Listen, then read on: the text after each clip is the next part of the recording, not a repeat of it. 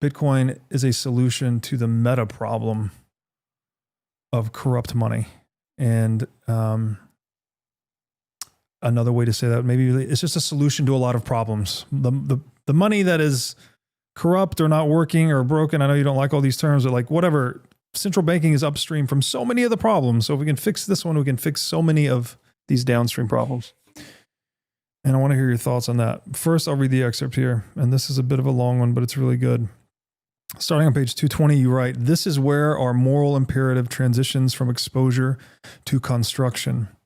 We have, in no uncertain terms, indicted the system.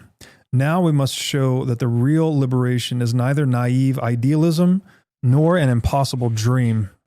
Moral clarity marks the beginning of every great struggle, but only action carries it to its end. Good intentions are vital, but they are powerless without a mechanism to bring them forth into reality. We are about to examine such a mechanism. Remember, we do not need permission from those who profit by our enslavement. We do not need to wait for legislation or plead with overlords in pinstripe suits. Our solution need not be theoretical or relegated to the realm of maybe someday. It already exists, and its strength lies not in cunning political maneuvering, but in its design, one that renders coercive authority obsolete. Prepare now to shift from moral outrage to moral architecture. We have built the case, the system enslaves. As moral agents, we must tear those chains apart. So, if you have absorbed the indictment with eyes wide open, if your conscience is curious, then read on. Let us see if there is indeed a modern tool equal to this task, a tool that does not merely critique the old order, but replaces it. Enter Bitcoin." So this has been a long indictment. It's been 3 hours on this podcast so far, really elaborating on the problem. How is it possible that one piece of internet funny money technology can actually contribute to addressing so much of these problems that we've touched on today? Well, it solves the problem. And if the problem is trust, it just fills that hole. Like, there is no trust. Satoshi, you say, what did he discover? What did he invent? And it's like, well, what clicked in my head was just, and he writes, I put the little Satoshi quote in there where he talks about the problem is the trust in the system. Yeah. So let's just remove that trust entirely. And there you go. Like, you don't have to really get much more complex. Like, that's the essence of it. Yeah. He solved for trust, right? It's amazingly simple how you just get that little window of trust. Yeah. Just concrete it over. Right? There you go. Now you don't got to worry about it. But here's the challenge. I want you to say a lot more, but when we say that, trust sounds like a good thing to most people, right? Most people are like, oh yeah, trust. And I want trust in my marriage and my relationships and like a high trust society. Trust is a good word, or at least has a lot of positive connotations. So when you say, oh, you know what Satoshi did? He got rid of the trust. Well, he got rid of trust in the monetary domain. Okay. Maybe that's the finer point. Yeah. Yes, there will always be trust. When I have a babysitter come over, of course. There will always be trust. Like, I'm trusting you not to jump over the table and stab me. There's always trust within our interpersonal relationships, like human to human. Like, trust, yes, that is a thing. But if you don't have to trust, you shouldn't. I always thought it was really, even as a kid, like, trust but verify. That really perplexed me, because I was like, wait a second. If I'm going to verify, why do I need to trust you at all? Like, isn't that just redundant? Yeah. Like, that's wasted effort. That's like, there's no need for it.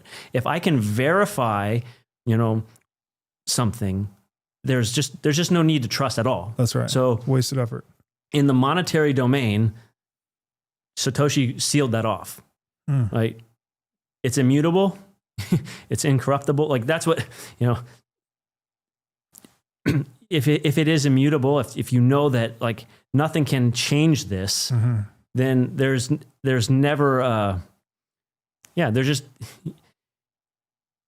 every 10 minutes, it's verified, verified, verified. You know, so it's like, and this is one of those things that also is like a use case for, you know, like I am a I'm Bitcoin only for money.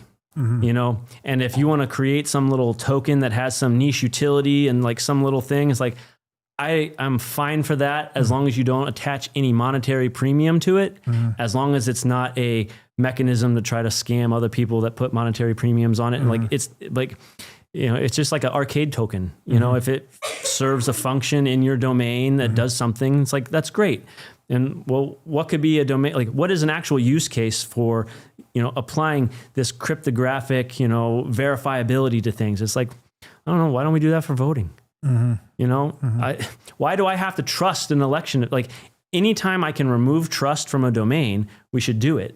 You know, so why do we trust the elections? Why do we trust the election workers? Why do we trust all this stuff? It's like, just verify it. Yeah, we have the tools to just verify. That's right. You know. You have your little vote token, you know, you pay your taxes and there you go. Now you get your token and then you spend it on the candidate as you want. Yeah. You know, as soon as the polls close, whatever, hey, get your tokens spent, you know, by 7 o'clock. All right. You do that. Everybody can verify what the results are instantly. There's no counting. There's no nothing. That just remove it. Yeah. Remove trust from the domains we can. Yeah. Don't remove trust. Don't pretend you can remove trust with the babysitter. That will still be there. Right. Because we're still human, but like in all these other domains where you can remove trust, just do it. Yes. Yeah. The large scale domains in particular, what came to mind was empirical science, right? Or empiricism. A point of it is to be able to reproduce the experimental results, right? So someone does experiments and publishes a paper. You don't have to trust the guy. You go run the experiment yourself and see if the results match. Right, it's a verification, not a trust. And that's the thing, that's the chord that I hit in the book is like, you are your own node. Yeah. Rationality, that's the first universal decentralization.